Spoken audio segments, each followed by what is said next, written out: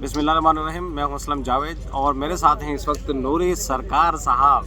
तो इस वक्त हम मौजूद हैं टी टाउन रेस्टोरेंट पर, जो कि अल मंजर पर मौजूद है। तो आज का हमारा मौजू है कि इस वक्त जितने भी लोग जापान का वीज़ा हासिल करके दुबई से जापान जा रहे हैं, उनको दुबई एयरपोर्ट पर ही उनको डिनाई कर दिया जाता है। उनको यानी कि जहाज़ का बोर्डिंग पास नहीं दिया जाता। और जो लोग माफ़ी चाहता हूँ, जो लोग जापान पहुँच जाते हैं, उनको जापान एयरपोर्ट पर उनको लैंडिंग परमिशन देने के बजाय उनको वहाँ से डिपोर्ट कर दिया जाता है। एंट्री डिनाई की जाती है। एंट्री डिनाई की जाती है। तो और एंट्री डिनाई में थोड़ा फर्क है। नूरी सरकार साहब क्या कहेंगे सवाल आज ही कल ये जो सूरत आज चल रही है जापान की? अस्सलाम वालेकुम या सैयदी या रसूल अल्लाह। देखें असलम जवेद साहब, पहले मैं बताऊं कि एक होता है कि डिपोर्ट कर देना और एक होता है एंट्री डिनाई।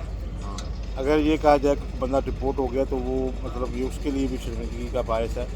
इसको ज़रा करेक्ट कर लें। मेरी भी एक वीडियो में मैंने गलती से रिपोर्ट लिख दिया, हालांकि ये एंट्री डिनाई है कि मतलब वो अपनी आप एंट्री नहीं दे रहे आपको। ठीक है। इसकी सबसे पहले देखें कि वजह क्या है। अभी बहुत सारे लोग मुझे कह रहे हैं कि मेरा भाई कल गया है, मैं आज गया हूँ, मैं परसों गया। तो ये केस टू केस, ये उनकी पॉलिसी का हिस्सा है ये सारी चीज़ें।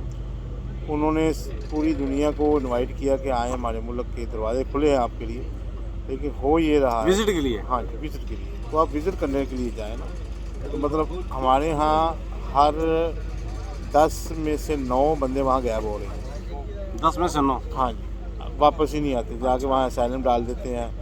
और वहाँ जो है वो कहते हैं जी हमारे एक तो हमारी बदनामी जो होती है हमारे मुल्क कौम की, वो तो लहदा से है।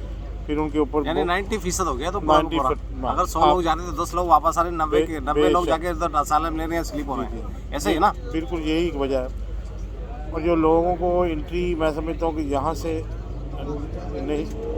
नहीं मिलती, दुबई एयरपोर्ट से जो एंट्री नहीं मिलती, मतलब वो यहाँ से डिनाई कर दिया जाता है एयरलाइन की तरफ से। तो मैं समझता हूँ कि वो ज़्यादा लोग जो है वो बेहतर रह जाते हैं। अच्छा। क्योंकि वो एयरलाइन का अमले को पूरी हिदायत होती है जापान इमिग्रेशन की तरफ से कि आपने चेक लिस्ट करना है 1 2 3। उनके पास जो चेक लिस्ट है वो आपने देखना है कि इनके पास ये चीज़ें मुकम्मल हैं। यानी जापान के इमिग्रेशन ने उनको एक स्टैंडर्ड दिया हुआ है कि इस स्टैंडर्ड के हवाले से जो लोग आते हैं तो उनको एंट्री पास यानी कि बोर्डिंग पास दिया जाए, उनको डिनाई कर दिया जाए। ऐसा ही है ना? जी जी जी। अगर इनके पास ये रिक्वायरमेंट पूरी नहीं है तो उनको बोर्डिंग पास ही ना दिया जाए। तो वो बेहतर है कि यहाँ से बोर्डिंग पास नहीं इशू हो रहा, बजाय कि ये कि आप वहाँ पे पहुँचते हैं और एक दिन आपका पहुँचने में लग जाता है और वहाँ आपको पता है एंट्री आपकी डिनाई होगी इनकी वजह से।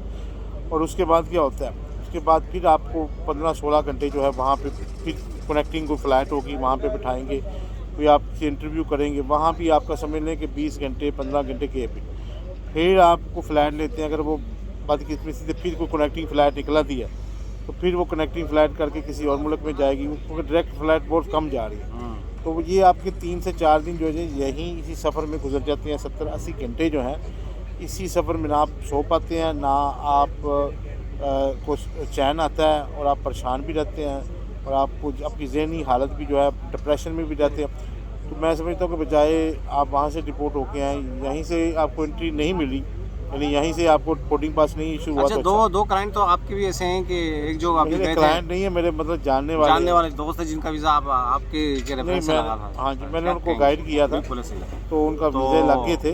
वो यहाँ से दुबई एयरपोर्ट से जा रहे थे तो उनको बोर्डिंग पास नहीं मिला उनको। अच्छा, ये तो उसकी एक वजह सामने मेरे ये आई थी कि शायद उनके पास एक तो शोमन ही नहीं थी उनकी ना, क्योंकि अगर वो उनके पास सिर्फ एक $1,000 था तो उन्होंने कहा कि भाई आपका 15 दिन का आपका टूर है जापान के लिए और $1,000 इज़ नॉट इनफ, सो हम आपको इसे डिनाई करते हैं। और दूसरा उसका कोई ट्रैवल हिस्ट्री नहीं थी। तीसरा उसका शायद कोई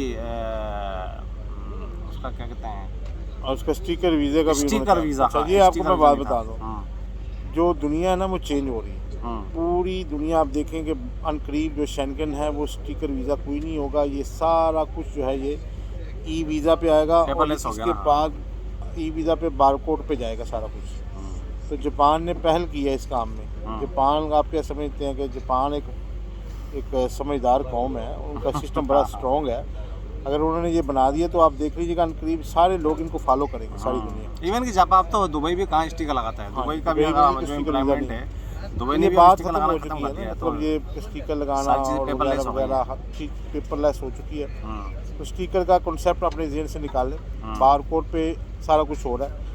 इवन जस्ट आपका एक आपको मोबाइल फ़ोन ही दिखाया जाएगा, आप दिखाते हैं और वही स्कैन होता है, आपका बारकोड होता है और आपको एंट्री वहाँ मिल जाती है। अच्छा, जो लोग जापान से इस वक्त यानी कि एंट्री जो रिफ्यूज़ हो रही है उससे वापस आ रहे हैं, लेना ही होगा। तो उनके हवाले से क्या हमारे नाज़रीन को क्या भाई साहब, चाहिए, ये क्योंकि बहुत हर सारे लोग बंदे जानना ने चाहते हैं इस अपनी हवाले से। रॉकेट साइंस लगाई हो रही है और कोई कहता है जी बंदा झूठ बोल रहा है, कोई कहते कुछ ये हो रहा है।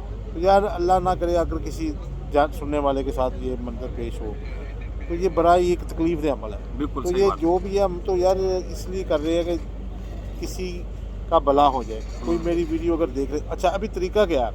हाँ, भी मैं तरीका बता रहा बताएं हूं। जिससे यानी कि तरीका बताओ। मजीद जाने वालों को फायदा हो जाएगा तो वो ना अगर जाए। आपका फ्रेश पासपोर्ट है, हाँ। बहुत सारे फ्रेश पासपोर्ट पे भी जापान का वीज़ा लगा है। तो मतलब अभी आपको मैं तरीका बताता हूँ कि अगर आपने जापान जाना भी है तो किस तरह आप जाएँ।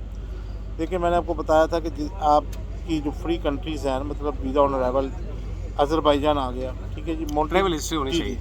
कहना हाँ, मकसद। जी जी, अभी 4 दिन बाद 24 तारीख को जो मोंटीनेग्रो ओपन हो रहा है, मोंटीनेग्रो का आप चक्कर लगाएं, अज़रबैजान का लगाएं। उसके बाद जो है जो 2-3 और कंट्रीज़ हैं जो वीज़ा अराइवल दे रही हैं, मतलब ठीक है जी। आप यहाँ चले जाएँ, आई थिंक मालदीव, यहाँ पे आप चक्कर हाँ, लगाएं। कहना मकसद है कि डिफरेंट कंट्रीज जाके अपना कम से कम ट्रैवल हिस्ट्री बना ट्रैवल लें हिस्ट्री जाके बना लें, के, तो उसके बाद आप जापान। और उसके बाद ये कि एक जापान मेरी एडवाइस है सब सुनने वालों को, देखिए जी मेरी ये गलत भी हो सकती है, मेरी अपनी राय है कि आप इस टाइम दुबई से, यूएई से और जो पाकिस्तानी है, सिर्फ उनके लिए ये वीडियो है और नहीं भाई। हाँ, सबके हाँ। पासपोर्ट माशाल्लाह बड़े स्ट्रॉन्ग है। हमारा क्योंकि गवर्नमेंट का और मुआशी हालात हमारे कुछ इस तरह हैं और सियासी हालात इस तरह हैं कि मैं ये बात करनी पड़ रही है। तो country से ताल्लुक है हमारा। सिर्फ हमारी ये वीडियो जो है पाकिस्तानी दोस्तों के लिए है। अगर जो पाकिस्तानी दोस्त हमारे देख रहे हैं, कोई और भी इस पर अगर अपनी फ़ायदा लेना चाहे, कोई एडवाइस लेना चाहे वो ले सकता है, लेकिन बिलखुसूस हम पाकिस्तानियों के लिए बना रहे हैं कि इस टाइम आप फ्लाई करें ही ना, कवर। यहाँ पे गल्फ से आप जाएं ही ना जापान। अच्छा, अगर आपके पास एक्स्ट्रा पैसे हैं, आप समझते हैं कि जी अगर एंट्री नहीं मिली वापस आ जाएंगे, नुकसान भी हो जाएगा, वहाँ से जो लोग वापस आते हैं वो फ़ाइन भी करते हैं। एयरलाइन का फ़ाइन होता है जो कि $480-450 जो है अच्छा, वो आपको पे करने होते हैं अलग से, जब आपको एंट्री डराई होती है। ये भी अच्छा, बात होती है। एयरलाइन को इन्हें फाइन देना पड़ेगा। नहीं, आपको एक फ़ाइन देते हैं एयरलाइन को, ये उनका फ़ाइन होता है, मतलब वो लेते हैं। नहीं, मैं समझ नहीं पाया कि क्या जब क्या आपकी कहना एंट्री डनाई होगी, अगर मैं सपोज कि मैं जापान गया, मेरी एंट्री डना है, तो पैसे वो देंगे या मैं दूंगा उनको? जी आपकी एक तो टिकट जाएगी, ठीक है। वो होगी। अच्छा, दूसरा क्या हुआ कि वो आपको फ़ाइन भी करेंगे, मुझको फाइन करेंगे? जी। ओह माय गॉड, अच्छा। $450 से $480 तक फाइन। US dollar. हाँ जी। तो फ़र्ज़ करें अगर आपने टिकट कोई भी ली, मैं कहता हूँ कि कोई भी टिकट आप ले लें, मसलन $1000 की या $1000 से ज़्यादा, वो भी गया आपके, और ये $500-600 ये भी गए, मतलब $2000 आप समझ लें आपके ज़ाया हो जाते हैं। यानी आपका पासपोर्ट वो मैंने ये भी सुना है कि जापान वाले जब परमिशन नहीं देते हैं तो पासपोर्ट एयरलाइन को देते हैं। हाँ, एयरलाइन को देंगे, आपको भी हाथ में नहीं देंगे। एंड पे आगे आपको दुबई से मिलेगा। फ़िलहाल दुबई से। अगर किसी के पास वक्त है, अभी रिसेंटली वीज़ा लगा है 2 महीने 1.5 महीना है, तो अभी सफ़र ना करें, महीना एक देखें। और मैं एडवाइस करूँगा इस महीने में आपने क्या करना है, आपने जितनी साउथ ईस्ट एशिया की कंट्रीज़ है ना, जैसे इंडोनेशिया, मलेशिया और ये जो है थाईलैंड, सिंगापुर, ठीक है जी, इन 3-4 कंट्रियों के जिनके स्टिकर लगते हैं, स्टिकर लगवाएं, एक पैकेज बनाएं, 250-300 dirham का एक बहुत अच्छा पैकेज बनेगा।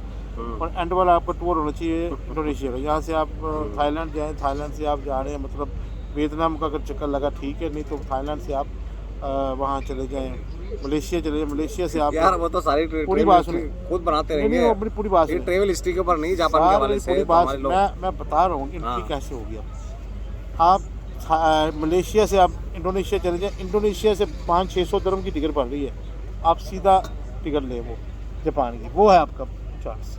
यार इंडोनेशिया से जापान फिर अगर डिपोर्ट वहाँ से नहीं होगा उन्होंने सर, एंट्री नहीं, बहुत स्ट्रांग मसला होगा। नहीं सर।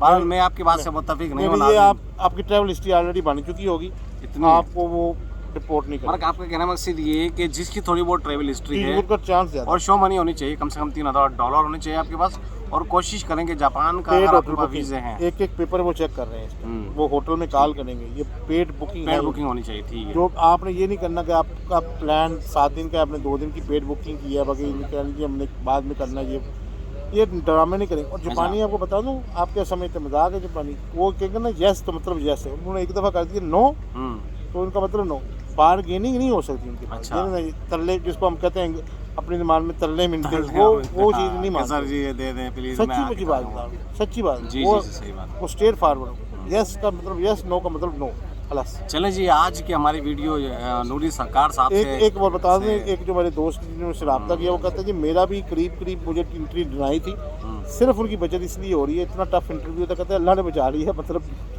लेकिन हमारा कोई इसमें कोई करतूत नहीं थी कि एंट्री अच्छा, मिले। हाँ, क्या एक उनका पॉइंट वैलिड नहीं करा कि ये बंदा स्टूडेंट था। अच्छा स्टूडेंट वीज़े पे गया था वो? नहीं, यहाँ पे दुबई में अच्छा स्टूडेंट यहाँ था, दुबई में तो वो उसको एंट्री मिली। दूसरे एक और बंदे का एक वैलिड पॉइंट बता रहा हूँ, वो गया, वो कहता है जी मैं इधर व्लॉगिंग करता हूँ, फोटोग्राफी, और एक ज़माने में उसने जापानीज़ कोई शाम फंक्शन हुए हैं एक दो, उनको शूट किया था। तो उनको जब वहाँ से एंट्री डिनाई कर रहे थे, तो उन्हें तस्वीरें दिखाई थी कि मैंने ऑलरेडी आज मैं जापानीज़ की शूटिंग वगैरह करता रहा हूँ और मैं ब्लॉगर भी हूँ, तो उसको भी वो है एंड पे जाके एंट्री मिली। चलें जी, अब मैं बड़ा आपकी tough है। तमाम बातों से मैंने अंदाज़ा ये लगाया कि इस वक्त जो जापान जाके उनको ये साबित कर दें कि आप जेन्युइन ट्रैवलर हैं, जेन्युइन अपना विजिट करने के लिए आए हैं, यहाँ पर आके स्लिप नहीं होंगे, यहाँ पर आप क्या कर आप सालन नहीं डालेंगे तो आपको एंट्री देंगे। वरना कोशिश ये करें कि इस वक्त जापान जाने से गुरेज करें। जिन जिन लोगों के भाइयों के जापान की वीज़े लग गए हैं वो भी थोड़ा वेट कर लें, वरना जापान जाएंगे और लैंडिंग परमिशन नहीं मिली तो वापस आना पड़ेगा, और उसके साथ साथ आपको एयरलाइन को भी 300 से 400 500 के डॉलर के करीब आपको फ़ाइन देना पड़ेगा। चलें, नेक्स्ट वीडियो तक के लिए नूरी सरकार और असलम जावेद को इजाज़त दीजिए, फिर मिलेंगे। अल्लाह हाफिज़।